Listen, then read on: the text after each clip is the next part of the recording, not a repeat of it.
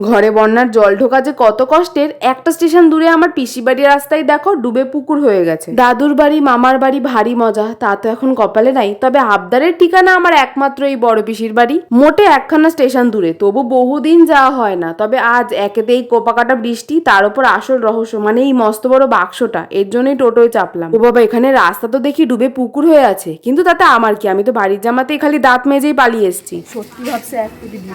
কিন্তু যাওয়া মাত্রই ভুরু কুচকে রেগে বেগে বড় বেশি আগেই কয়, ওই অত বড় বাক্সে কি আনছো? কিন্তু যেই না বললাম এ বাক্সের জিনিস তোমার না, আমাকে গনসাদার, গেল তার মন ভাইঙ্গা। আমার পিসি বাড়ি এই যে এত বড় সিংহাসন সুন্দর সাজানো গোছানো সেবা দেওয়া সব গণেশদা করে, আর এটা তার শান্তির জায়গা। বলেইছি না আমাদের বাড়ির মতো পিসির বাড়িও জল ওঠার ভয় থাকে, তাই ঠাকুরের জিনিসগুলো একটু গুছিয়ে রাখার জন্য, জল উঠলেও যাতে বাঁচানো যায়, এই সেলফ ড্রয়ারটা নিয়ে গেছিলাম। জানি না কতটা কাজের হবে, কিন্তু গনসাদার হাসিটা দেখে বেশ অনেকটা মজা পেয়েছি। এবার আর কি, পিসি বাড়ি খাও দাও ঘুম দাও, রাধে রাধে।